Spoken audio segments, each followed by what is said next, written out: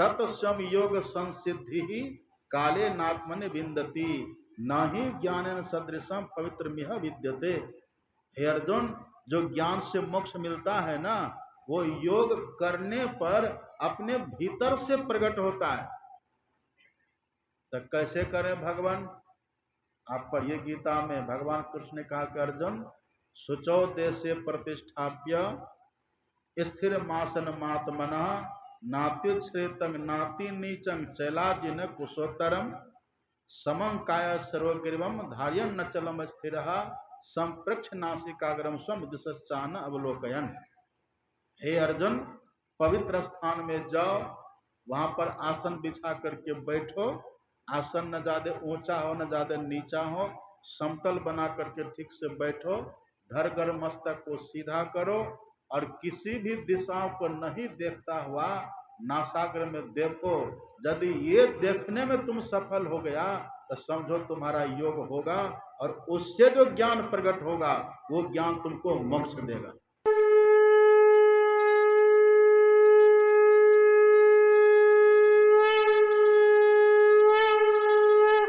अभी पाठ में हम लोगों ने क्या सुना? भगवान श्री राम ने अपनी प्रजाओं को बुलाया और बुला करके भगवान ने अपनी प्रजाओं को उपदेश दिया। सच पूछिए तो हम सब भी भगवान की प्रजा ही हैं। प्रजा कहिए या फिर संतान कहिए, अथवा यूं कह लीजिए कि जो राजा महाराजा होते हैं वे प्रजा को अपनी संतान की तरह मानते हैं। तो हम सब भी भगवान की संतान हैं, भगवान की प्रजा हैं। दूसरी बात है, संत और भगवंत का जो उपदेश होता है वह सर्वकालिक होता है, सब समय के लिए होता है। ये नहीं कि त्रेता में कह दिए तो वह ज्ञान द्वापर के लिए व्यर्थ हो जाएगा, ऐसा नहीं है। या फिर कलयुग के लिए व्यर्थ हो जाएगा, ऐसा नहीं है। वैज्ञानिकों की जो बातें होती है ना, वो बदलती रहती है, उनकी खोजें बदलती हैं, उनका ज्ञान बदलता रहता है, दार्शनिकों की भी बातें बदलती रहती हैं, विद्वानों की भी बातें बदलती रहती हैं। लेकिन संत और भगवंत की जो बात होती है, संत और भगवंत के जो ज्ञान होते हैं वो कभी नहीं बदलते। जो कह दिए वो सब दिन के लिए हो गए, वो सर्वकालिक होते हैं। तो भगवान ने अपने प्रजाओं को जो बुला करके उपदेश दिया, भगवान ने इस मानव तन की महत्ता बताई है। भगवान ने यद्यपि सबको बनाया, जितने प्राणी है ना संसार में, आपने सुना था ना भी, आकर 4,84 लाख प्रकार का शरीर है, और सबके बनाने वाले भगवान ही हैं, सबके बनाने वाले ईश्वर है। कोई भी शरीर व्यक्ति नहीं बना सकता। जो भी शरीर है सबके बनाने वाले ईश्वर हैं, और शरीर बना करके उस शरीर में जीव को रखने वाले ईश्वर हैं। ये काम कोई व्यक्ति सोचे कि हम कर लें, ये कभी संभव नहीं है। तो जितने प्रकार का शरीर है सबके बनाने वाले भगवान हैं, लेकिन भगवान ने और किसी शरीर की महिमा का बखान नहीं किया। आप देखिएगा, गाय का भी शरीर होता है, सिंह का भी शरीर होता है, हाथी का भी शरीर होता है, सब शरीर ये सब है, और सबकी महिमा भी है। आप रामचरितमानस को पढ़ेंगे ना, भगवान गाय माता के लिए अवतार भी लेते हैं। तुलसीदास जी लिखते हैं न, विप्र धेनु, धेनु कहते गाय। विप्रधेनु सुर संत हिता ले न मनुज अवतार। भगवान ने गाय के लिए, गाय की रक्षा करने के लिए, गाय का रक्षण और संवर्धन करने के लिए भगवान अवतार लेते हैं। करहि अनीति जानहि वर्णी असीदहि विप्रधेनु सुर धरणी। जब धेनु को कष्ट होता है, जब गाय को लोग कष्ट देते हैं, गाय का कत्ल करते हैं, तब भगवान गाय की रक्षा करने के लिए संसार में आते हैं। और भी भगवान को देखिए, देवता के लिए भी भगवान आते हैं। सुर है ना, सुर कहते देवता। विप्रधेनु सुर, सुर के लिए भी भगवान आते हैं, देवता के लिए भी भगवान आते हैं, और गाय के लिए भी भगवान आते हैं। लेकिन अभी आप देखें ना, भगवान ने देवता की निंदा कर दी। भगवान ने कह दिया ना, सुर दुर्लभ। भगवान ने मानो देवता की निंदा कर दी। जो देवताओं का शरीर है ना, वह मनुष्य के शरीर जैसा नहीं है। जितना उत्तम मनुष्य का शरीर है, उतना उत्तम वह शरीर नहीं है। गाय की भी है, भगवान ने गाय की बात नहीं करी। गाय की रक्षा करने के लिए भगवान आते तो हैं, लेकिन गाय की देह की भगवान महिमा का बखान नहीं किए। न तो गाय की देह का महिमा का बखान किए, और न ही भगवान ने देवताओं की देह का बखान किए, बल्कि देवताओं की देह की निंदा भगवान की। और रामचरितमानस में आप पढ़ेंगे ना, देवताओं की बड़ी निंदा है। हम लोग निंदा यदि करेंगे तो लोग बड़ा खराब हम लोगों को कहेगा। यदि हम लोग किसी देवता की निंदा कर दें, ऐसे हम लोग करते नहीं हैं, हम लोग किसी देवता की निंदा नहीं करते। देवता की निंदा तो छोड़िए, किसी की भी निंदा करना अच्छी बात नहीं है। और जो सबकी निंदा करते फिरेंगे वे, यदि कोई मनुष्य है और वो सबकी निंदा करते फिरे, तब मनुष्य है तब मनुष्य की निंदा करे, देवता की निंदा करे, गाय की निंदा करे, सबकी निंदा करते फिरे, तो वो कैसे होते हैं?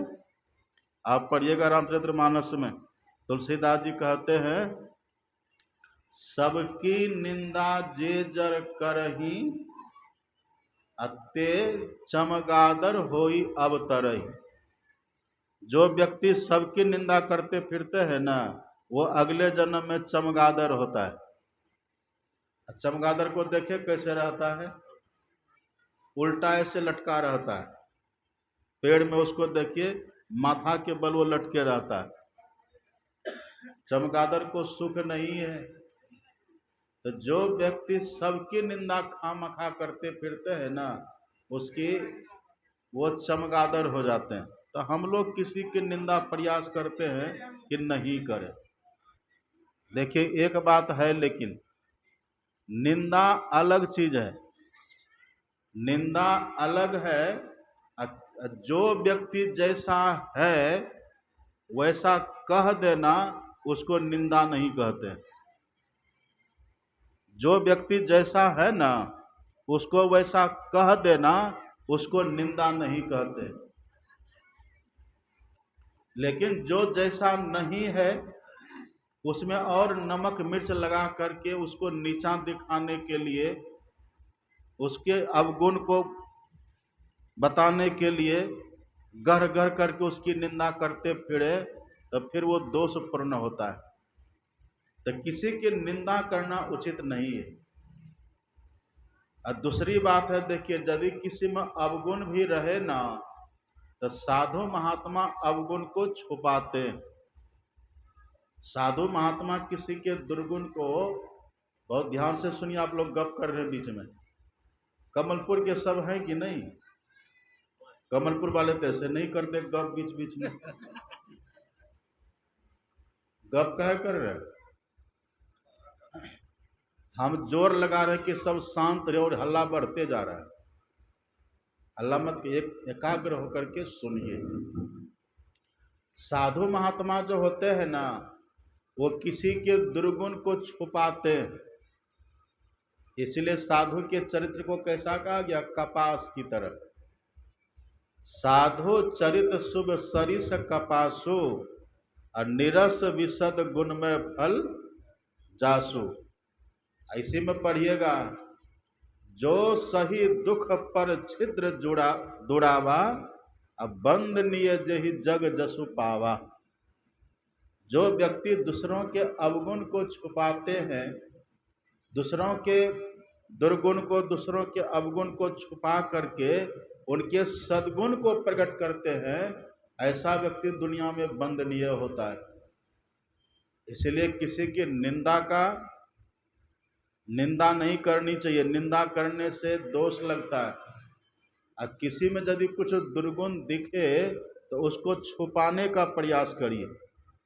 अब प्रयास करिए कि उसका दुर्गुण छुपे और वो सुधरे, ये प्रयास करिए। ये कोई साधु पुरुष ऐसा करते हैं। और साधु का कोई भेष होता है। अब ये बात आप मत सोच लीजिए कि गिरवा कपड़ा वाला ही ऐसा करे या साधु भेषधारी ऐसा करे, नहीं। ऐसा जो करेंगे वो साधु होते हैं। तो जो दूसरे के दुर्गुण को छुपाते हैं वो महान होते हैं। तो भगवान ने देवताओं की थोड़ी बहुत उनकी हीनता दिखा दी। रामचरितमानस में तो देवताओं की बड़ी निंदा है। आप पढ़िएगा, ऊंच निवास नीच करतुति, देखी न सकई पराई विभूति। इंद्रिय द्वार झरोखा नाना, तह तह सुर बैठे करी थाना। आवत देखी विषय बयारी, देत खोल कपाट किवारी। ये निंदा है। ऐसा देवता लोग होते हैं। तो सबकी तो निंदा भगवान कर दिए, अथवा ये कहिए कि उसके दोष को भगवान दिखाए। लेकिन अभी आप सुने ना, मानव तन की कितनी महिमा का बखान किए भगवान। बड़े भाग्य मानुष तनु पावा, असुर दुर्लभ सब ग्रंथ ही गावा। भगवान ने कहा, हे मेरी प्रजाओं, यह जो मानव का शरीर है ना, यह बड़े भाग्य से मिलता है और यह देवताओं को भी दुर्लभ है। बड़े भाग्य से मानव का तन मिलता है। तो यहाँ देखिए, यहाँ तो भगवान ने मानव तन की महिमा का बखान किया, लेकिन किस मानव की महिमा है, किस मानव शरीर की महिमा है? रावण को कोई दूसरा शरीर था क्या? अब रावण के लिए पढ़िएगा, रावण भी मानव तन में ही था, खरदूषण भी मानव तन में ही था, त्रिशिरा सब मानव तन में ही था। ये सब था मानव तन में ही, लेकिन भगवान ने सबको क्यों मार दिया? आप पढ़िएगा रामचरितमानस में, भगवान कहते हैं, सबसे अधिक मनुज मोहि भाए। भगवान कहते हैं सबसे ज्यादा मुझे मनुष्य अच्छा लगता है। मनुष्य मेरा बहुत प्यारा है। 84 लाख प्रकार का जितना शरीर है ना, भगवान कहते हैं सब में ज्यादा प्रिय मुझे मनुष्य का शरीर है। रावण भी तो मनुष्य ही था। रावण भी तो विश्वशर्मा मुनि का बेटा था ना, पुलस्त ऋषि का पोता, तभी तो मनुष्य ही था। लेकिन भगवान ने उसका वध क्यों कर दिया? खरदूषण भी मनुष्य ही था, पर भगवान ने उसका वध क्यों कर दिया? जब भगवान को प्रिय है तो कोई प्रिय को मारते हैं, कोई प्रिय का वध करते हैं? आप पढ़िए ना, कंस भी तो मनुष्य ही था। अब मनुष्य की बात तो छोड़िए, कंस भगवान का मामा लगते थे। भागवत को आप पढ़िएगा ना, तो कंस जो है ना, श्री कृष्ण भगवान के मामा हैं। और शिशुपाल के लिए आप पढ़िएगा, शिशुपाल भगवान का मौसेरा भाई है। शिशुपाल मौसेरा भाई है भगवान का। सब भगवान के अपने नाते रिश्तेदार ही है। फिर भगवान ने उसको मारा क्यों? उसका भगवान ने वध क्यों किया? जरासंध तो बिहार का ही था, मगध का। उसको भगवान ने क्यों मरवा दिया भीम के द्वारा? जब भगवान ये कह रहे हैं कि मनुष्य मुझे सबसे ज्यादा प्रिय है, तो फिर भगवान ने मरवाया क्यों? और भी आप पढ़िएगा, राम भगवान का ही वचन आप पढ़िएगा रामचरितमानस में। भगवान ने भरत जी से कहा था, हे भरत सुनो, मुनिगण निकट खग मृग जाही, अब बाधक बधिक सुदूरी पराही, हित अनहित पशु पक्षी हूँ जाना, अब मानुष तन गुण ज्ञान निधाना। हे भरत, जो मुनि महात्मा होते हैं, जो महापुरुष होते हैं, उसके पास तो पशु पक्षी भी जाता है, क्योंकि पशु पक्षी को भी अपने हित का पता है। पशु पक्षी को पता है कि ये मनुष्य, कौन मनुष्य मुझे मारेगा, कौन मेरा हित करेगा, कौन मेरा अहित करेगा, वो भी जानता है ना इस बात को। आप परीक्षा करके देख लीजिएगा। आप एक हाथ में रोटी लीजिए, एक हाथ में डंडा लीजिए, अब कुत्ता को कहिए तू तू तू तू तू तो आएगा कुत्ता? एक हाथ में आप रोटी दिखा रहे हैं कुत्ता को, एक हाथ में आप डंडा ले लिए हैं, कुत्ता को तू तू तू तू आएगा कुत्ता? और डंडा को फेंक दीजिए तब आएगा कि नहीं? तो कुत्ता को इतना तो पता है ना कि जाएंगे तो डंडा लगेगा, डंडा है, जाएंगे तो डंडा से मार लगेगी, इतना तो अकल कुत्ता को है ना। वही भगवान कहते हैं, हित अनहित पशु पक्षी हूँ जाना, अब मानुष तन गुण ज्ञान निधाना। यह जो मानव का शरीर है ना, ये ज्ञान निधान है, इसमें ज्ञान का खजाना है, यही मानव की विशेषता है। जैसे अन्य पशु पक्षी केवल अपना हित देखता है, मनुष्य को केवल अपना संकीर्ण स्वार्थ में नहीं पड़ना चाहिए। जो मनुष्य होकर के संकीर्ण स्वार्थ में पड़ते हैं ना, वो भगवान को प्रिय नहीं होता है। इसलिए राम भगवान कहते हैं भरत जी से कि भरत, वो मनुष्य अच्छा है, उत्तम है, जिसके भीतर ज्ञान है। मानुष तन गुण ज्ञान निधाना। ये जो मानव का शरीर है ना, ज्ञान का खजाना है, इसमें ज्ञान का खजाना है। और यदि ज्ञान नहीं रहे तब, मानव तन में यदि ज्ञान नहीं रहे तब क्या कहिएगा? राम भगवान तो कह देते हैं मानुष तन गुण ज्ञान निधाना, और कृष्ण भगवान कह देते हैं ज्ञानेन हीनः पशु भी समाना। यदि ज्ञान से हीन है तो मनुष्य पशु के समान, पशु के समान है वो। ज्ञान है तो मनुष्य है, अज्ञान नहीं है तो फिर वो पशु है। अच्छा, पशु बड़ा होता है कि राक्षस बड़ा होता है? बड़ा कौन होता है? सो रहे हैं, चश्मा वाले सो रहे हैं आप? पशु बड़ा होता है कि राक्षस बड़ा होता है? खतरनाक, खतरनाक बड़ा कौन होता है? राक्षस होता है ना। राक्षस को पशु से भी नीच कहा गया है, राक्षस। तो यहाँ तो कृष्ण भगवान ये कहते हैं ज्ञानेन हीनः पशु भी समाना। जो ज्ञान से हीन हो वो पशु के समान है। लेकिन कहिए, रावण जो था मानव के तन में, रावण के पास ज्ञान था कि नहीं था? ज्ञान, कितना ज्ञान था रावण के पास? कितना ज्ञान था रावण के पास? इतना ज्ञान था, जब राम भगवान को जाना था ना लंका, जब भारत से लंका जाना था भगवान को, तो समुद्र में पुल बनाए थे ना, पुल भगवान ने बना दिया। और अपने देश की परंपरा देखिए, पुल भगवान ने बना करके तैयार करवा दिया, सब बंदर भालू चलने के लिए तैयार। पर भगवान ने कहा अभी मत जाओ। कहा तब कब जाएंगे भगवान? कहा पहले पुल का उद्घाटन करेंगे तब जाना।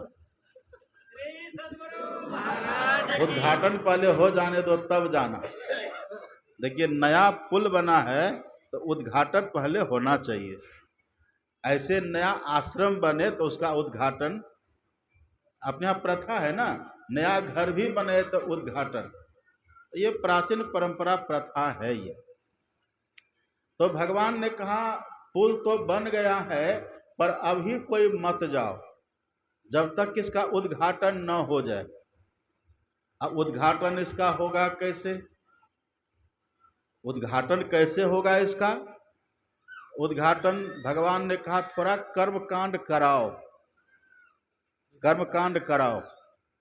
और देखिए भगवान के संग में हनुमान है। हनुमान है कौन? हनुमान है संत। हनुमान बंदर के जैसे दिखते हैं लेकिन हनुमान जी आत्मोन्नति के शिखर पर हैं, संत है। और सच पूछिए तो हनुमान जी शंकर भगवान के अवतार हैं, जानते हैं ना? 11 रुद्रावतार है हनुमान जी। और शंकर भगवान है कैसे? शंकर भगवान के लिए आप पढ़िए, शंकर सहज स्वरूप समारा, लगी समाधि अखंड अपारा। भगवान शंकर अपने स्वरूप में जगे हुए। भगवान शंकर अपने स्वरूप में जग करके समाधि लगाते हैं। और जो अपने स्वरूप में जग जाते हैं ना, जिनको स्वरूप बोध होता है उसी को ईश्वर का बोध होता है। तो भगवान शंकर मामूली नहीं है। उसी भगवान शंकर के अवतार हैं हनुमान जी। तो संत हुए कि नहीं? तो भगवान ने कहा कि उद्घाटन करना है तो संत महात्मा तो साथ में है ही है, संत सब तो साथ में है ही है। थोड़ा सा कर्मकांड भी हो जाए, थोड़ा सा वेद मंत्र का भी पाठ हो जाए, थोड़ा सा यज्ञ हवन भी हो जाए, तो ये पाठ करेगा कौन? ये कर्मकांड करेगा कौन? तो बोले जो अभी सबसे बड़े ज्ञानी होंगे, जो अभी सबसे बड़े वेदज्ञ होंगे। तो पता लगाए भगवान कि अभी सबसे बड़े वेदज्ञ कौन है जो यहाँ आ सके, कौन है पता करो। तब जामवंत जी ने कहा कि प्रभु अभी सबसे बड़ा ज्ञानी, सबसे बड़ा वेदज्ञ है रावण। रावण चतुर्वेदी था, चारों वेद रावण को कंठस्थ था। देखिए यहाँ पर कृष्ण भगवान कहते हैं ज्ञानेन हीनः पशु भी समाना। रावण के पास देखिए कितना ज्ञान है, चतुर्वेदी कहलाता है। और इतना ज्ञान है कि जब राम भगवान को लंका जाना है, पुल का उद्घाटन करना है, तो भगवान ने रावण को ही बुलाया है। रावण को बुलाया, रावण को निमंत्रण भेजा है भगवान ने। रावण के पास जब निमंत्रण गया था ना, तो रावण ने पूछा था क्या बात है जी? तो निमंत्रण देने वालों ने कहा था कि राम यहाँ आना चाहते आपके लंका में, आपको तो पता है सब बात। तो पुल बनाए हैं, पुल का उद्घाटन करना है, तो आप चल करके उद्घाटन करवा दीजिए। रावण भी कैसा गजब था, आप सोचिए। रावण को पता था कि पुल बनाया हमसे झगड़ा करने के लिए, आकर के हमसे युद्ध करेगा, इसके लिए पुल बनाया है। आएगा तो हमसे युद्ध करेगा, लड़ेगा, सीता को छुड़ाएगा। लेकिन यदि पुरोहित के रूप में हमें याद किया है, तो रावण ने कहा तब मैं अवश्य जाऊंगा। और जब रावण चलने के लिए तैयार हुआ, तो रावण ने निमंत्रण देने वाले से कहा कि सुनो, यज्ञ ऐसे नहीं होता है। कहा तब? का जो सदगृहस्थ होते हैं ना, सदगृहस्थों का यज्ञ सफल तब होता है जब उसके साथ उसकी पत्नी हो। उसकी पत्नी है साथ में, वो तो आपके पास है। कहा तुम चिंता मत करो, अब हम पुरोहित हो गए ना, अब सारी जिम्मेदारी मेरी है। पढ़िएगा, महापुरुष सब सुनाते हैं ये प्रसंग। तब रावण जाते हैं सीता के पास, और सीता से कहते सुनो सीते, तुम हो अभी मेरी, राम को तुम्हारी जरूरत है अभी। वो पुल का उद्घाटन करवाएंगे तो वहाँ यज्ञ करना है, वो मेरा अभी यजमान है। राम शत्रु तो जो है सो है, पर अभी वर्तमान में मेरा वो यजमान है। और यजमान की सब व्यवस्था करना, यजमान की सब सुख की साधन जुटाना, ये पुरोहित का काम होता है। तो तुम ईमानदारी से चलो मेरे साथ, तुम बैठो पालकी में, तुम बैठो और मेरे साथ तुम चलो, या पुष्पक विमान में तुम बैठो मेरे साथ चलो, और चल करके अपने यजमान की जो पूजा पद्धति वो हम पूर्ण कर देंगे, उनके साथ तुम रहना, उनके पास तुम बैठना, और जब सब ठीक ठाक हो जाए, पूजा पद्धति पूर्ण हो जाए, तो तुम ईमानदारी से सकुशल मेरे साथ वापिस आना। कहा ठीक है। तो फिर वो सीता को लेकर के गए। अब भगवान भी कैसे, जिनके लिए जा रहे थे युद्ध करने के लिए, वो आ गई है। चाहते तो रावण को वहीं मार करके वो लेके चल जाते, लेकिन रावण अकेले न मरता। इधर जो 1 लाख पुत्र 1.25 लाख नाती है, वो तो बच जाता, और तो लंका का सब राक्षस बच जाता। तो ये सब कथाएं हैं, पौराणिक कथाएं हैं, लेकिन इसमें जो हमें दिखाना है वो देखिए कि रावण के पास ज्ञान कितना था कि भगवान भी उसके ज्ञान की दाद देते हैं, भगवान भी उसके ज्ञान का सम्मान करते हैं। चतुर्वेदी था रावण। रावण आता है, कर्मकांड करके पुल का उद्घाटन करवा दिए, सीता को साथ लेकर के फिर चले गए। अब कहिए ज्ञान तो था। यहाँ पर राम भगवान खुद कहते हैं मानुष तन गुण ज्ञान निधाना, और कृष्ण भगवान कहते ज्ञान हीन पशु भी समाना। तो इतना ज्ञान होने के बाद रावण फिर राक्षस कैसे हो गया? जब भगवान ही ये बात कह रहे हैं, तो फिर वो रावण राक्षस कैसे हो गया? लंका निकर निशिचर निवासा, यहाँ कहाँ सज्जन कर वासा। राक्षस सब, लंका में तो सब राक्षस ही रहता था ना, राक्षस राज है वो रावण।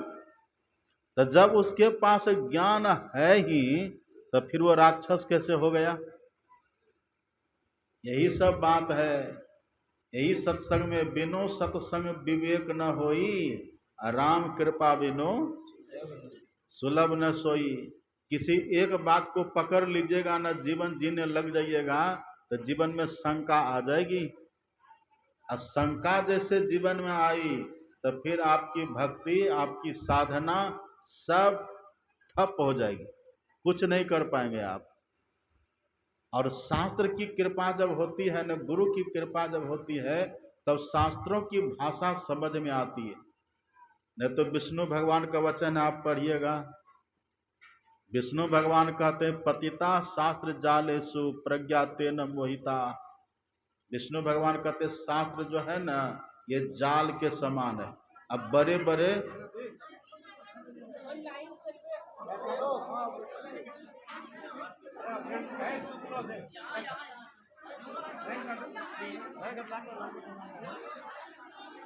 अच्छा शांत रहिए, कर रहा है, शांत रहिए, शांत रहिए।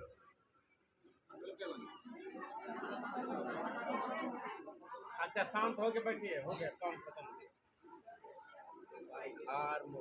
अग्नि देवता आ गए, चिंता मत करिए, देवता सब भी आते हैं।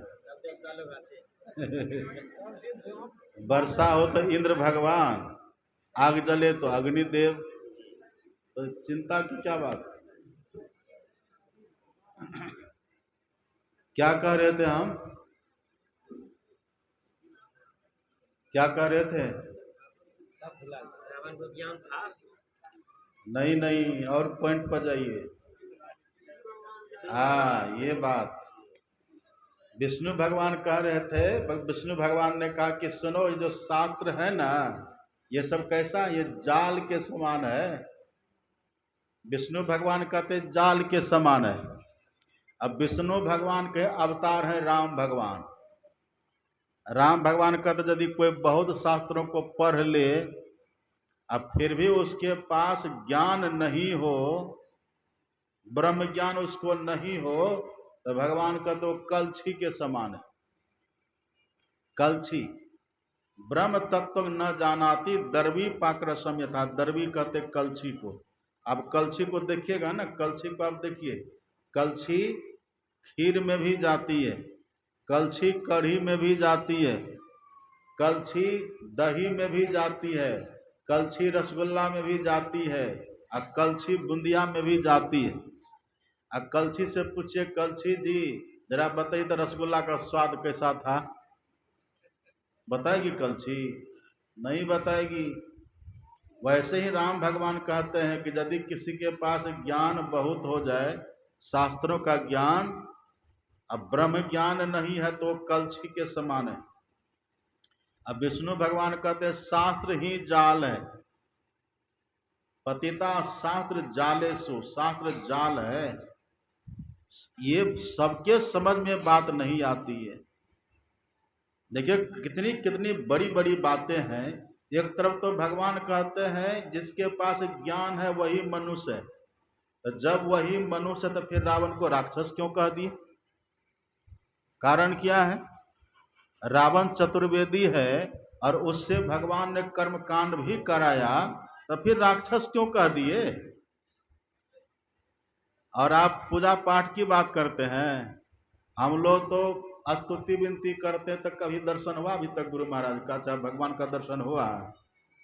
और रावण जब स्तुति करता था ना, तो भगवान शंकर तांडव करते थे। आप पढ़िएगा, शिव बिरंची पूजे बहुभांति, उत्तम कुल पुलस्त करनाती, और शिव बिरंची पूजे बहुभांति। रावण ने शंकर भगवान की बड़ी पूजा करी है, ब्रह्मा जी की पूजा किया है, शंकर भगवान की पूजा किया है, उत्तम कुल ब्राह्मण कुल में जन्म भी लिया है, और चतुर्वेदी है। इतना सब कुछ होने के बाद भी वो राक्षस क्यों है? वो राक्षस क्यों रह गया? कारण क्या है? अब देखिए, बहुत ध्यान से सुनिएगा। भगवान ये तो कहते हैं मानुष तन गुण ज्ञान निधाना, ज्ञान निधान, ज्ञान का खजाना, तो भगवान कहते हैं, लेकिन कौन सा ज्ञान? बात तो यहीं आकर के फंस जाती है ना, बात तो यही है। कौन सा आखिर ज्ञान? और जब हनुमान जी गए थे ना रावण के दरबार में, हनुमान जी ने रावण के ललाट की रेखा को पढ़ा था, और हनुमान जी रावण की ललाट की रेखा को पढ़ करके हनुमान जी ने कहा था कि रावण, तुम्हारे पास इतना ज्ञान है ना, यदि ज्ञान में थोड़ी भक्ति मिला दो, राम चरण पंकज उर धरहु, ज्ञान तो तुम में बहुत है, लेकिन यदि इसमें थोड़ी तुम भक्ति मिला दो ना, यदि तुम राम के चरणों को अपने हृदय में धारण करो, लंका अचल राज तुम करो, ये लंका तुम्हारी सब दिन के लिए हो जाएगी। तुम्हारे पास ज्ञान बहुत है, लेकिन ज्ञान जो तुम्हारे पास है ना रावण, बिना भक्ति वाला ज्ञान है। और ये बिना भक्ति वाला जो ज्ञान है ना, हनुमान जी ने और भी कहा, राम नाम बिनु गिरा न स्वाहा। रावण तुम बोलते हो तो तुम वेद की ऋचा को बोलते हो, वेद की ऋचाओं का उच्चारण करते हो, बड़ा लच्छेदार तुम बोलते हो, बड़ा प्रगल्भ वचन तुम्हारा होता है, क्लिष्ट वाणी तुम बोलते हो, सब कुछ ठीक है, लेकिन इतना अच्छा बोलने के बाद भी तुम्हारी वाणी सुनने में अच्छी नहीं लगती है। राम नाम बिनु गिरा न स्वाहा, गिरा कहते वाणी को, तुम्हारी वाणी अच्छी नहीं लगती है। क्यों अच्छी नहीं लगती है? हनुमान जी ने कहा, देखो बिचारी त्यागी मद मोहा, जरा बढ़िया से मद को, घमंड को छोड़ो। ये लंकेश का जो तुम घमंड पाल रखे हो ना, चतुर्वेदी का जो तुम घमंड पाल रखे हो, मद पाल रखे हो, जरा ये सब को छोड़ करके तब विचार करो। तुम बोलते तो बड़ा प्रगल्भ भाषा बोलते हो, तुम्हारी वाणी बड़ी लच्छेदार होती है, लेकिन सुनने में किसी को अच्छी नहीं लगती है। तुम बोलते हो जैसे बादल गरज रहा हो, तुम्हारी भाषा में न कोई मधुरता है, न कोई कोमलता है, न तुम्हारी भाषा अच्छी लगती है। और चतुर्वेदी तुम हो, ये तो अच्छी किसी को नहीं लगती है। देखिए, हनुमान जी ने कहा कि राम नाम बिनु गिरा न सोहा, देखो बिचारी त्यागी मद मोहा। और कहते कहते हनुमान जी ने कह दिया, बसन हीन नहीं सोह सुरारी, अजिमी सब भूषण भूषित बर नारी। जैसे कोई नारी कोई स्त्री हो, उसकी देह में सब भूषण पहना दीजिए उसको, नाक में नथनी, कान में कुंडल, गला में माला, कमर में करधनी, कंगन सब पहना दीजिए, पैर में पैजेब, सब कुछ उनको पहना दीजिए। अब बसनहीन कर दीजिए, अच्छी लगेगी? हनुमान जी ने कहा वही हाल है तुम्हारा। ज्ञान तो तुम्हारे पास सब कुछ है, चतुर्वेदी तुम हो, लेकिन हे रावण, जो ज्ञान होने से मनुष्यता आती है, जो ज्ञान होने से मोक्ष मिलता है, वह ज्ञान तुम्हारे पास नहीं है। और वह ज्ञान जो आता है ना, वो ज्ञान भक्ति के माध्यम से आता है, वही ज्ञान तुम्हारे पास नहीं है। और अभी आप पाठ में क्या सुन रहे थे? भगवान ने कितना अच्छा कहा, साधन धाम अब मोक्ष कर द्वारा। भगवान कहते जो मानव का शरीर है ना, ये सभी साधनों का धाम है, इसमें मोक्ष का द्वार है। तो मोक्ष का द्वार है तो मोक्ष मिला? मोक्ष का द्वार है तो मोक्ष मिला? अभी तक मोक्ष नहीं मिला। क्यों नहीं मिला? मोक्ष किसको मिलता है? राम भगवान से लक्ष्मण जी ने पूछा कि भगवान, ये मानव का तन हमको मिल ही गया, अब मानव के तन में मोक्ष का द्वार है ये है, तो फिर मोक्ष हमको मिला क्यों नहीं? मान लीजिए ये घर है, ये आश्रम ये बना हुआ है, और आश्रम में यदि कोई द्वार हो तो द्वार तो मिलता है ना। ऐसे ही द्वार मिले तो फिर द्वार का लाभ भी तो मिलता है। तो लक्ष्मण जी ने पूछा कि भगवान, आप कहते कि मानव का तन है, इसमें मोक्ष का द्वार लगा हुआ है, तो जब इसमें मोक्ष का द्वार है तो उस द्वार का लाभ अभी तक हमको क्यों नहीं मिला? मोक्ष अभी तक हमको क्यों नहीं मिला? कारण क्या है? तब भगवान ने कहा कि देखो, एक बात कहो, सुनो, मोक्ष का द्वार है, मोक्ष का द्वार वाला शरीर तुमको मिल गया, लेकिन उस द्वार में प्रवेश किए हो?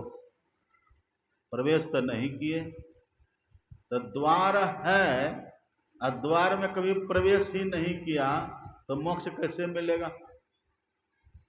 मोक्ष मिलेगा? अब किसी को मान लीजिए बहुत जोर की भूख लगी है, किसी को भूख बहुत लगी है, और थाली में परोस करके 56 व्यंजन उसके पास रख दीजिए, तो पेट भर जाएगा? उसका पेट भर जाएगा? 56 प्रकार का व्यंजन हम थाली में परोसे और किसी भूखे व्यक्ति के पास, क्षुधा पीड़ित व्यक्ति के पास वो थाली हम धर दिए, उसका पेट भर जाएगा?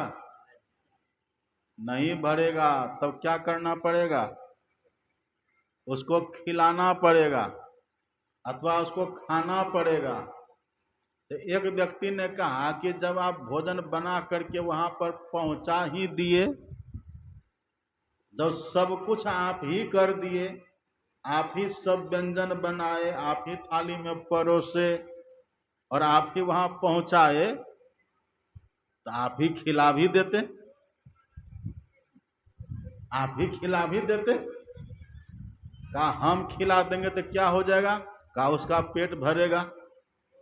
कहा हम खिला देंगे, हम भले मुंह में दे देंगे, पर मुंह चलेगा तो वही कि मुंह भी कोई दूसरा चला देगा उसको। तो कोई कहे कि भगवान, जब आप मानव का तन हमको दिए, अब मानव के तन में मोक्ष का द्वार है ये है, तो आप ही फिर मोक्ष मिला भी काहे न दिए? यही बात समझ लीजिए।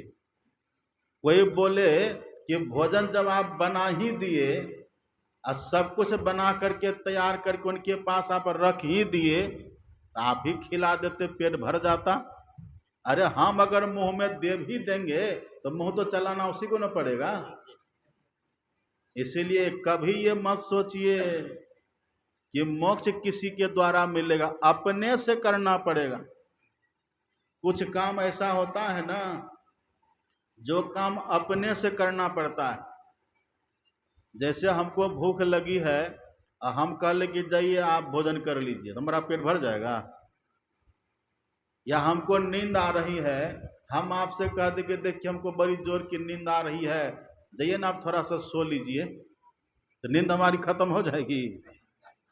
प्यास लगे तब पानी हम ही को पीना पड़ेगा, दूसरा किसी के पीने से कुछ नहीं होगा। भूख लगे तो भोजन हम ही को करना होगा, नींद लगे तो सोना हम ही को होगा, शौच लगे तो शौचालय हम ही को जाना होगा, दूसरा कोई नहीं जाएगा। इसी तरह से मोक्ष चाहिए तो मोक्ष का साधन हम ही को करना पड़ेगा, कोई कर नहीं देगा। हाँ, एक बात है, लेकिन अभी सुन रहे थे पाठ में आपने सुना, भगवान कहते हैं नरतन भव बारिधि कहाँ बेरो। ये जो मानव का शरीर है ना, ये संसार रूपी समुद्र में नाव के समान है। नरतन भव बारिधि कहाँ बेरो। अब देखिए, सन्मुख मरुत अनुग्रह मेरो। आपने देखा गंगा जी में जाकर के देखिए, जब मछली मारने का समय आता है ना, तब देखिएगा जो मछुआ लोग होते हैं नाव लेकर के जाते हैं नदियों में, और नाव में पाल टांग देता है। यदि पूर्वैया हवा चल रही हो और नाव को लेके पश्चिम जाना हो ना, बस पाल टांग दिया, अपने आप नाव बढ़ेगी, फिर चलाना पड़ता है। बस पाल टांग दीजिए आप, हवा आपको धकेल करके पश्चिम की दिशा में पहुंचा देगी। ऐसे ही भगवान कहते हैं मानव का तन आपको मिल गया, ये साधन धाम है, इसमें मोक्ष का द्वार भी है। आप मोक्ष पाने के लिए प्रयत्न करिए, और यदि आप प्रयत्न करेंगे तब मेरी कृपा होगी। श्री सद्गुरु आप प्रयत्न नहीं करिएगा तब कुछ होगा। भगवान के पिताजी कौन थे? भगवान के पिताजी कौन थे? राजा दशरथ जी महाराज। कितने बड़भागी थे, कल्पना करिए, जिनके यहाँ पुत्र के रूप में खुद भगवान ही आए हों।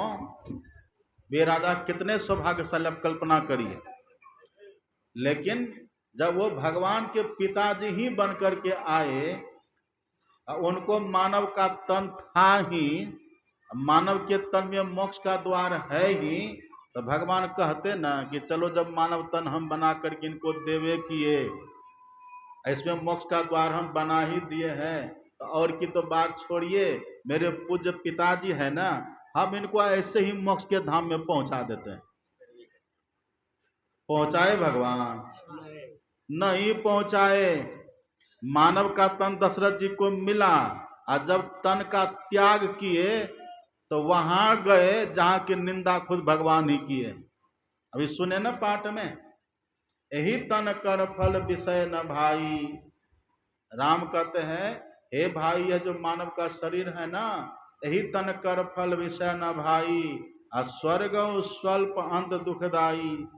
हे भाई, इस मानव तन के पाने का फल विषय भोग नहीं है, और यदि इस मानव तन में रह करके स्वर्ग को पाओ ना, वो थोड़ा सुख मिलेगा, फिर बाकी दुख ही दुख वहां होता है।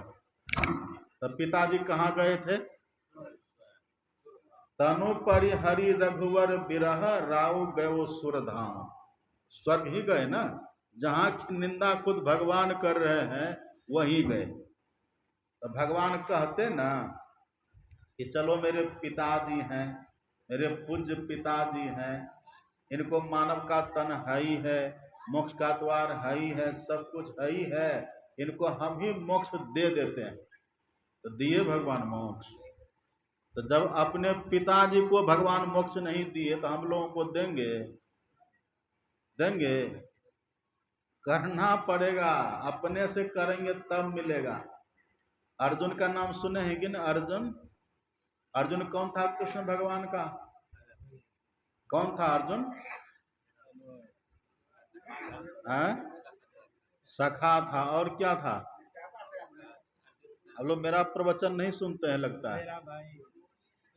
अर्जुन जो है ना, सुनिए, भगवान का सखा तो है ही है, और साथ में भगवान का सगा फुफेरा भाई है, अब भगवान का बहनोई भी है। जानते हैं बात?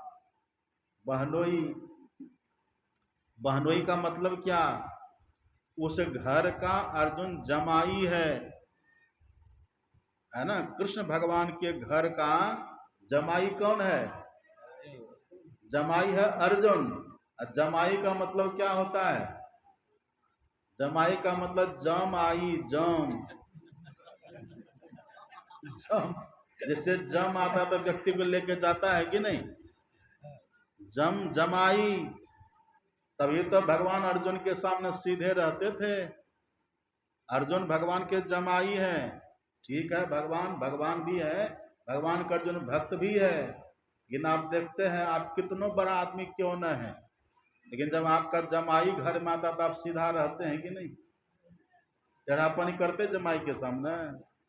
यदि टेढ़ापनी किया, वो रूस गया, यदि जमाई रूठ गया, आप परेशान होते हैं कि नहीं? आप प्रयास करते कि मेरा जमाई आया है, ये नाराज न हो जाए, ये रूठ न हो जाए, ये रूठ न जाए, अब पता नहीं क्या मांग देगा। जमाई के सामने सब सरेंडर रहता है, उसका नाम ये जमाई। देखिए, अर्जुन भगवान के जमाई है, भगवान के घर के, भगवान के बहनोई है। अब पढ़िएगा अर्जुन के लिए। अर्जुन को मानव तन भी मिला है ना, मानव का शरीर, लेकिन अर्जुन को मोक्ष मिला। मोक्ष की बात तो छोड़िए, भगवान के पिताजी को तो स्वर्ग भी मिला, और अर्जुन भगवान के बहनोई होकर के भी, भगवान के घर के अपने सगे संबंधी होकर के भी नरक गए हैं। नरक गए। जो साला होते न, अपने बहनोई को सब कुछ देने के लिए तैयार रहते, लेकिन मोक्ष नहीं दे सकते। दे सकेंगे मोक्ष?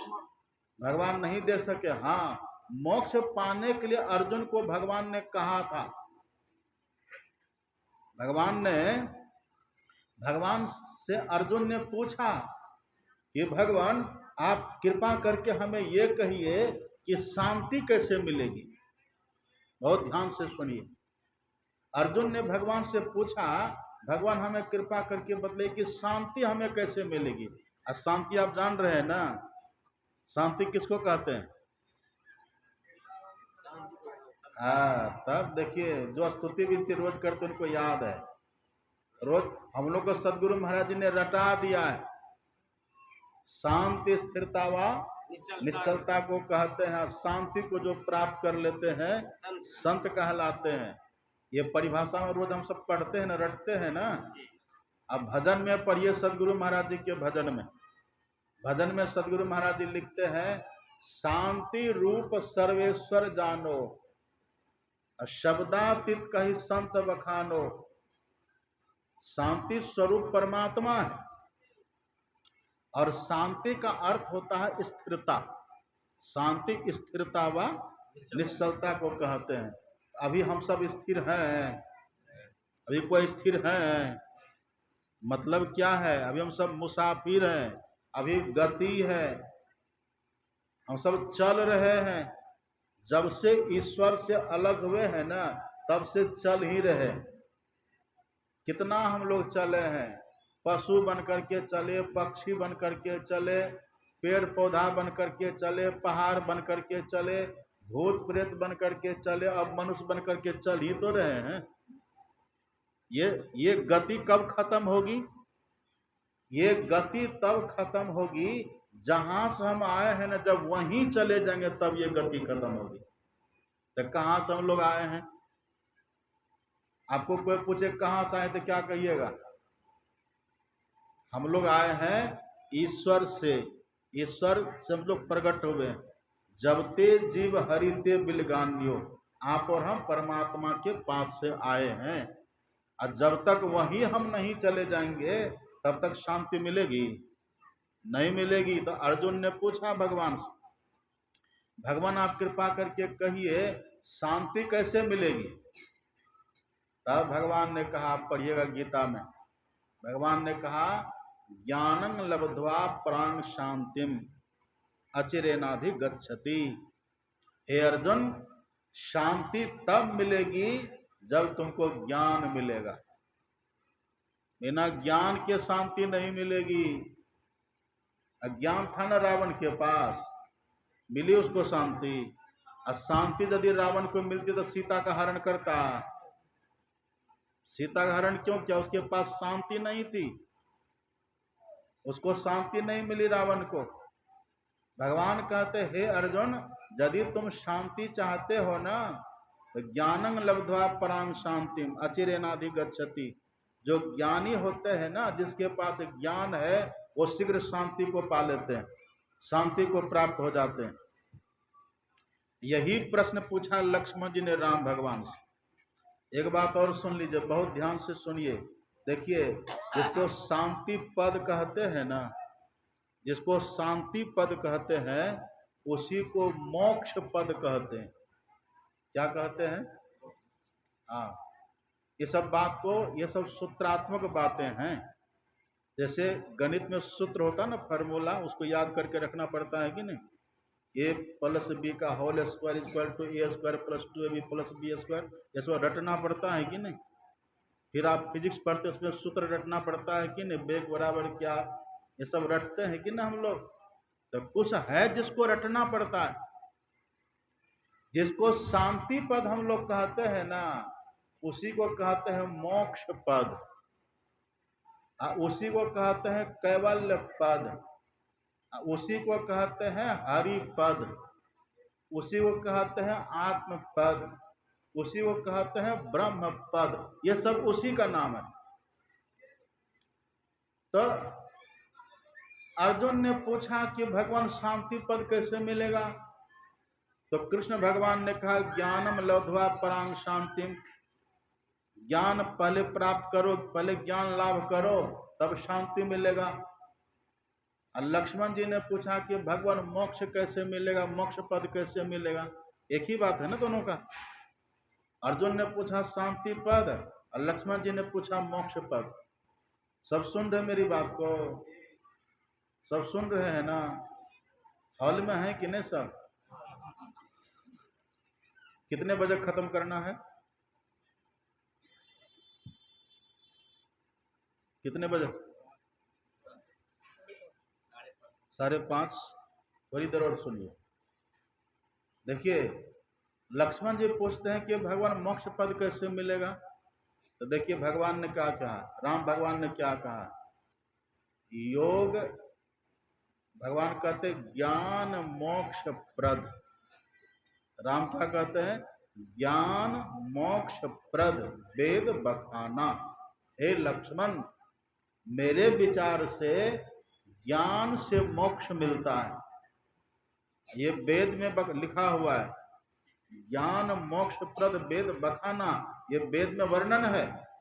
ये वेद भगवान कहते हैं कि ज्ञान से मोक्ष मिलता। मैं भी यही कहता हूं। देखिए बात मिल रही है ना। कृष्ण भगवान ने कहा ज्ञानम लब्ध्वा परां शांति, ज्ञान प्राप्त करो तो शांति मिलेगी। और राम भगवान क्या कहते हैं? ज्ञान मोक्ष प्रद वेद बखाना।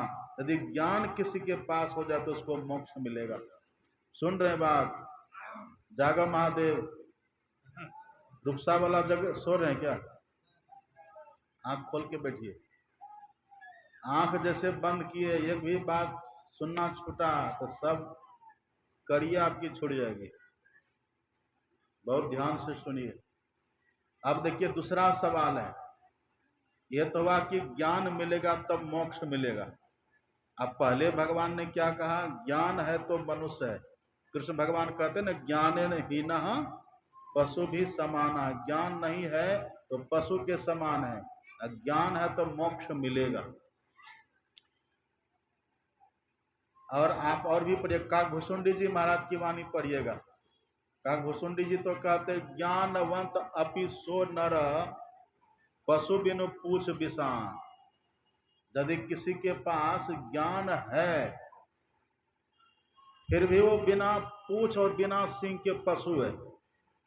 ज्ञानवंत अपि सो नर, पशु बिनु पूछ विषाण। यहाँ भगवान कहते हैं ज्ञान है तब मनुष्य होगा। अक्का भुसुंडी जी कहते हैं ज्ञान है तब भी पशु के समान है। अब ये सब पढ़ करके दिमाग चकराएगा कि नहीं? चक्कर खाएगा ना दिमाग। तब देखिए, तब लक्ष्मण जी ने पूछा भगवान से कि भगवान आप जो कहते ज्ञान से मोक्ष मिलेगा, रावण को तो मोक्ष नहीं मिला, रावण को तो मोक्ष नहीं मिला, तो फिर आप कैसे कहते ज्ञान से मोक्ष मिलेगा?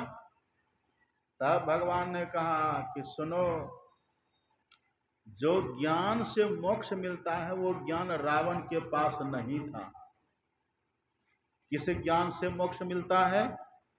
तब भगवान ने कहा योग ते ज्ञाना, जो ज्ञान योग करने से मिलता है, अर्थात जो ज्ञान ध्यान करने से मिलता है, वो ज्ञान यदि किन्हीं के पास हो तब उससे मोक्ष मिलेगा। और अर्जुन ने भी भगवान कृष्ण से पूछा कि भगवान आप जो कहते हैं ज्ञानं लब्ध्वा परां शांतिम अचिरेणाधि गच्छति, तो हमको तो उतना ज्ञान है ना जो हमको मोक्ष मिलेगा। तो भगवान ने कहा अभी तुमको वो ज्ञान नहीं है। तो पूरा गीता सुना दिए तब भी ज्ञान नहीं है। और अंतिम अर्जुन ने कहा पढ़िएगा गीता का 18वां अध्याय। अंतिम अर्जुन ने कहा अभी हे कृष्ण नष्टो मोह स्मृतिर्लब्ध्वा तत्प्रसादान मयाच्युता, हे प्रभु स्थितोस्मि गत संदेह करिष्ये वचनम तव। हे प्रभु आपकी कृपा से मेरा मोह नष्ट हो गया और मैं अपने आप में स्थित हूँ। मैं गत संदेह विगत संदेह हूँ मैं। अब आप जो कहेंगे सो मैं करूँगा। प्रभु इतना सब कुछ हो गया तब भी नहीं? कहा तब भी नहीं। कहा तब कैसे मिलेगा? आप पढ़िएगा। भगवान ने कहा सुनो अर्जुन, ये बात सच है, ये बात सच है ज्ञानं लब्ध्वा परां शांतिम। और सुनो इतना ही नहीं, अपि चेदसि पापेभ्यः सर्वेभ्यः पाप कृतमा, यदि कोई बड़ा से बड़ा ही पापी क्यों न हो, सर्वं ज्ञान प्लवे नैव वृजनं संतरिष्यसि, कोई चाहे बड़ा से बड़ा पापी क्यों न हो, वो पापी भी ज्ञान रूपी नौका पर चढ़ करके भवसागर को पार होकर के मोक्ष पा लेता है। सदगुरु महाराज की जय। तो अर्जुन ने कहा वो ज्ञान अभी तक मुझको नहीं हुआ है। कहा देख लो तुमने योग किया है। तो भगवान अर्जुन ने पूछा कि भगवान ये ज्ञान योग करने से मिलेगा? बोले हाँ, तत्स्वम योग संसिद्धि ही काले नात्मनि विन्दति नाही ज्ञानेन सदृशम पवित्रमिह विद्यते।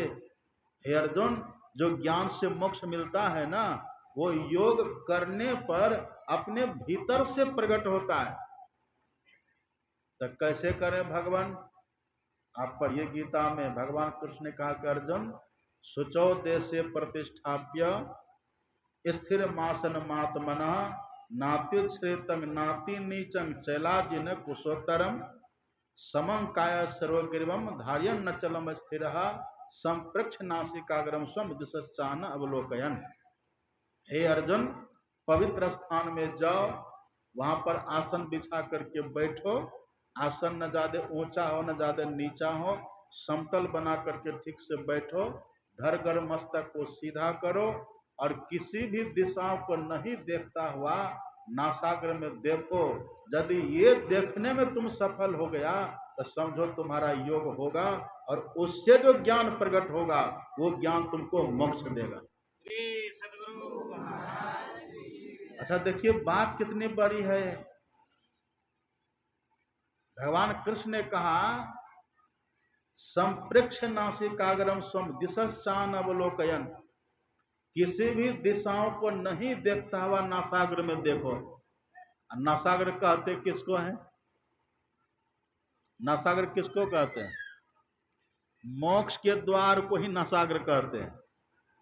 अभी जो सुने न पाठ में साधन धाम मोक्ष कर द्वारा, तो भगवान कहते वही है नासाग्र। मोक्ष का द्वार कहिए कि उसी को दशम द्वार कहिए, या उसी को भक्ति द्वार कहिए, या उसी को नासाग्र कहिए, एक ही बात है। तो भगवान ने कहा वहां देखो, और यदि वो द्वार दिख गया तो द्वार में प्रवेश कर जाओगे। और जैसे द्वार में प्रवेश करोगे, इसका वर्णन कबीर साहब ने बहुत अच्छा किया है। देखिए हे इन लोगों को देखिए, पहुंच गए सब, है कोई मतलब? पैर देखिए,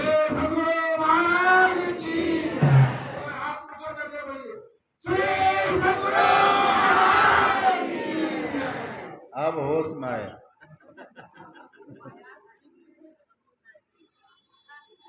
सुनिए बहुत ध्यान से, देखिए इसी बात को कबीर साहब ने कितना सुंदर समझाया है।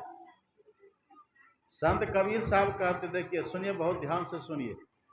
कबीर साहब कहते हैं, चिऊटी चलल अपन ससुररिया, नौमन कजला लगाए। चिऊटी, चिऊटी देखे हैं? एक होता है चिट्टा, एक होती है चिट्टी। चिट्टा तो बड़ा बड़ा होता है, और चींटी देखे एकदम छोटी छोटी होती है। कबीर साहब कहते चिऊटी चलल अपन ससुररिया, कैसे चली? नौमन कजला लगाए। इतने ही नहीं, हाथी मारी बगल तर लिन्ना, उठवा का लिन्हो लटका है। एक चिऊटी के थूके से बह गए नदी हजार, अब पापी नरकी पार उतर गए, अधर्मी बूढ़े मझधार। कोई देखो लोगो नैया बीच नदिया डूबी जाए। नदिया कबीर साहब ने किसको कहा? और नैया कबीर साहब ने किसको कहा?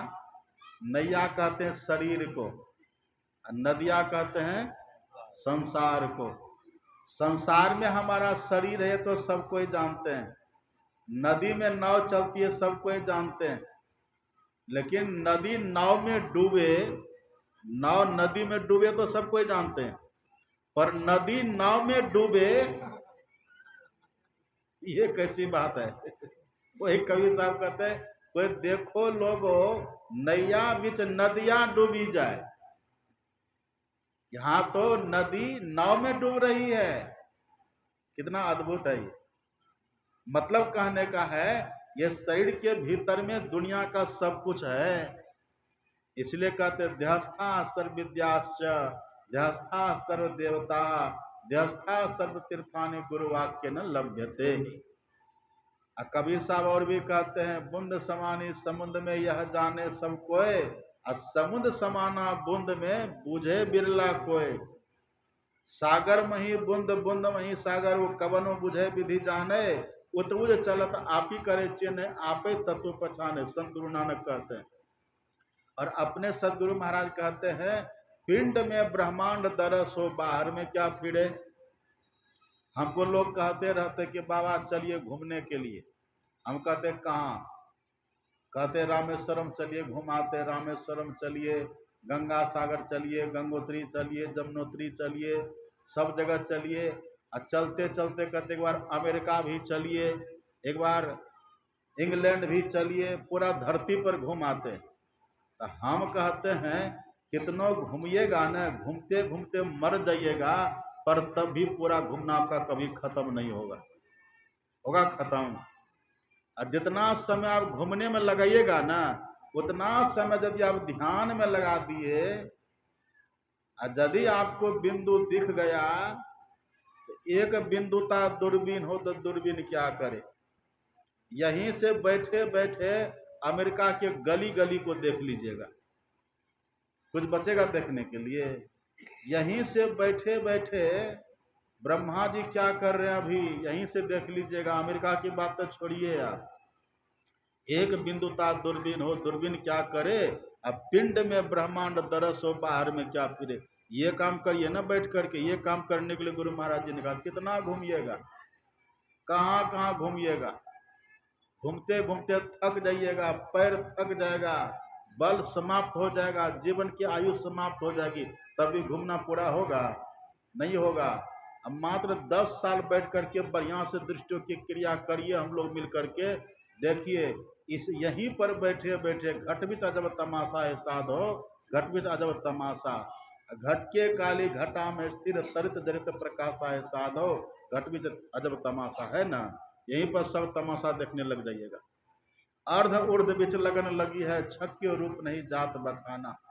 सब तमाशा यहीं पर बैठे बैठे देख लीजिएगा। तो भगवान कहते हैं कि अर्जुन कहीं इधर उधर नहीं देख करके सीधे नासाग्र में देखो। यदि वहां एक बार ठीक से देख लिए, लेकिन वहां देखना कठिन है। अर्जुन से कहा देखो यही होगा योग। कैसे देखोगे? एक दृष्टि करी समसरी जाने, गुरु नानक साहब कहते हैं ना, दोनों दृष्टिधार को एक करके देखिए। वही भगवान कहते हैं वहां नासाग्र में देखो। कैसे देखो?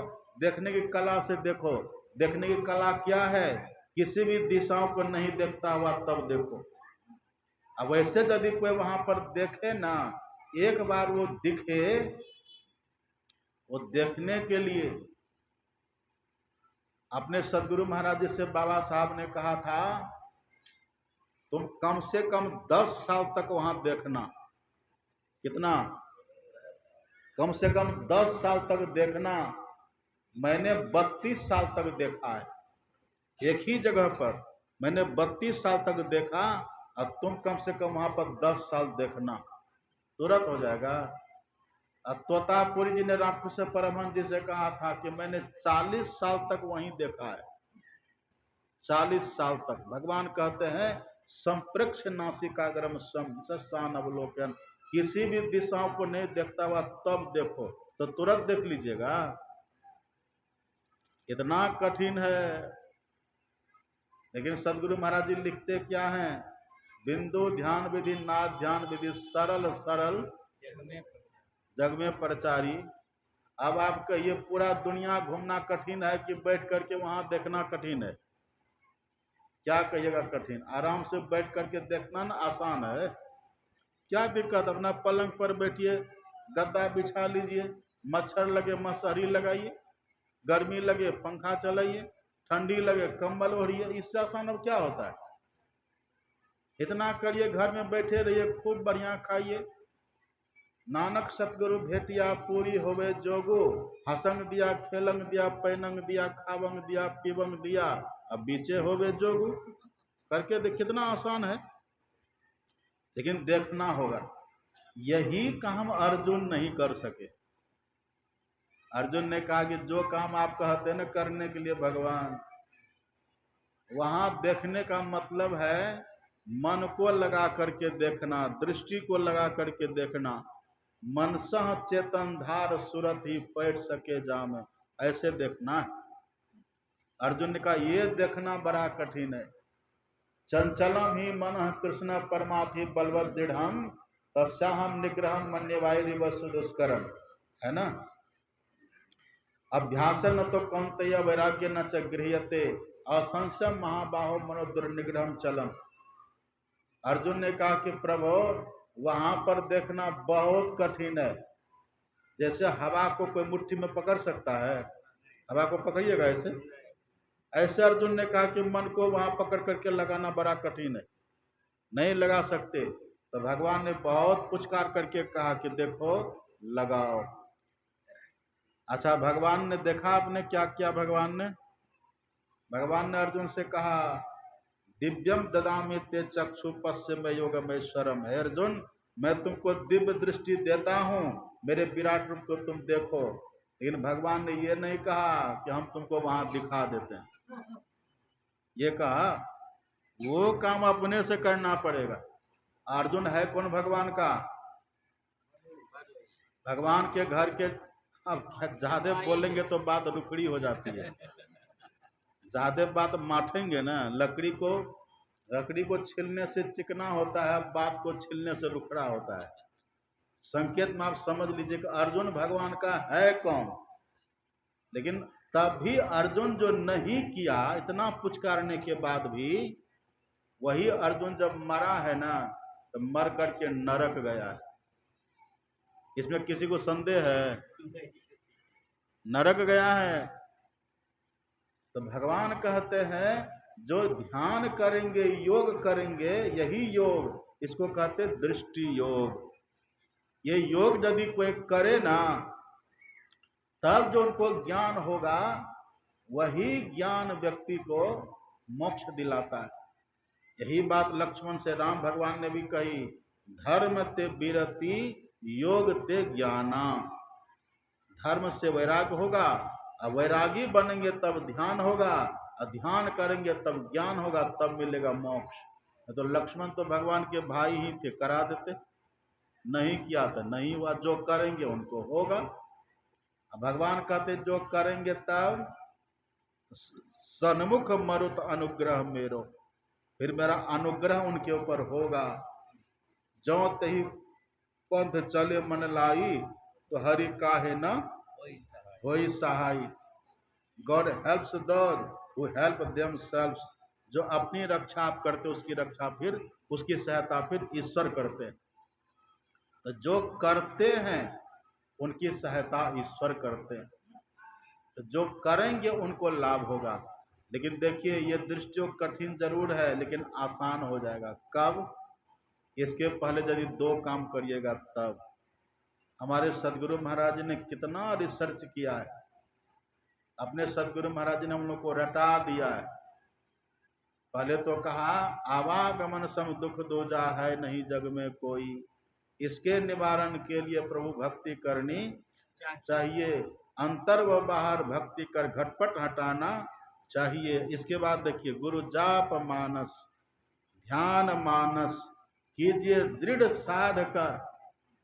पहले गुरु महाराज जी कहते दोनों क्रिया को बड़ी मजबूती से करिए। इनका प्रथम अभ्यास कर श्रुति शुद्ध करना चाहिए। इसका पहले खूब अभ्यास कर लीजिए। एक मंत्र का जप, एक रूप का ध्यान खूब करिए पहले। इसका अभ्यास करते करते वृत्ति पवित्र हो जाती है, शुद्ध हो जाती है। और तब जब बैठेंगे कर दृष्टि और ध्वनि योग साधन, तब ये दोनों साधन जब करेंगे आराम से, तब दृष्टि स्थिर होगी। प्रथम ही धारो गुरु को ध्यान, हो श्रुति निर्मल हो बिंदु ज्ञान। ये सीरियली है, ये क्रमबद्धता है। तो एक मंत्र का जप होना चाहिए ठीक से, एक रूप का ध्यान होना चाहिए ठीक से। ये ध्यान जब करेंगे तो बिंदु दर्शन होगा, आराम से वहां हम देखेंगे तो बिंदु दिख जाएगा। और जैसे बिंदु दिखा, अब ज्यादा देखने की जरूरत नहीं है।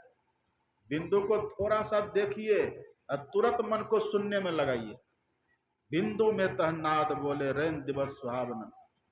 नाद को सुनने से, बिंदु को देखने से दिशा गति एक ही दिशा में होती है।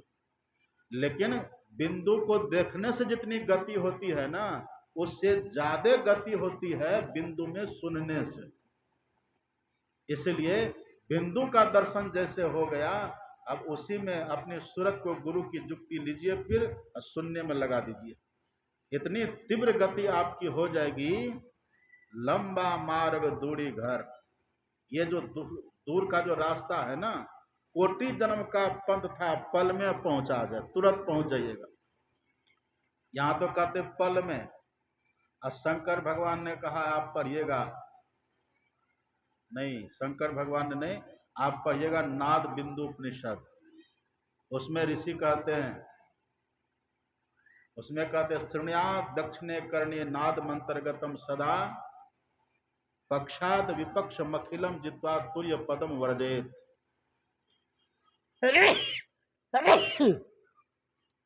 मात्र 15 दिन में परम पद मिल जाएगा। मात्र 15 दिन में। भगवान, ये उपनिषद का वचन है, देखिए, मात्र 15 दिन में। कैसे सुनिए? श्रृणुयात् दक्षिणे कर्णे, दहना कान से सुनिए, इस कान से। एक साधु को हमने देखा, अब तो नहीं रहे बेचारे, अब तो चल बसे। वो जब मंच पर बैठते थे ना, आंख बंद करके सीधा ऐसे बैठते थे, अब थोड़ी देर में ऐसे बैठे बैठे बैठे एकदम ऐसे ऐसे हो जाते थे, पूरा इधर झुक जाते थे। अब ना उनको पूछा किसी ने कि बाबा आप इतना झुक क्यों जाते हैं? कहा नहीं जानते हैं। कहा नहीं, नाद इधर से खींच लेता है, जैसे नाद जो खींच लेता है ना, इसलिए इधर झुक जाते हैं, है ना। दहिना कान से सुनते हैं ना, तो सुनते सुंदर इधर खींचा जाते हैं। दहिना कान कहते हैं किसको? बिंदु का दर्शन जैसे आप किए ना, वो हो गया पश्चिम। बिंदु का दर्शन वो पश्चिम हो गया, वो पश्चिम दिशा है। अब बिंदु में तह नाद बोले। अब बिंदु दर्शन के बाद जो नाद सुनने में अपने को लगाइएगा, उसी को कहते दहना। वो दहना है असली। बिंदु का पहले दर्शन हो गया, अब जो हम सुनेंगे वहां नाद, अब वो है दहना। तो जब तक हम नाद सुनते रहेंगे, नाद साधना ये दक्षिण दिशा है। और जैसे जहां नाद का, जहां शब्द भी निशब्द हो जाएगा, वही है उत्तर दिशा। वही है उत्तर मतलब परम पद। उत्तर का मतलब परम पद, दक्षिण का मतलब शब्द, और पश्चिम का मतलब प्रकाश, और पूर्व का मतलब अंधकार। ये भाव है। इस तरह से करेंगे मानवतर सफल। इतना नहीं करेंगे तब भगवान ने कहा सो परत दुख पावई, सिर धुनि धुनि पछताए, अकाल ही कर्म ईश्वर ही मिथ्या दोष लगाए। जो न तरे भव सागर नर समादस पाए, अस्वकृत निंदक मंदमति आत्म हन गति जा। ये दुर्दशा हो जाएगी। तो दुर्दशा से बचने के लिए काम करिए।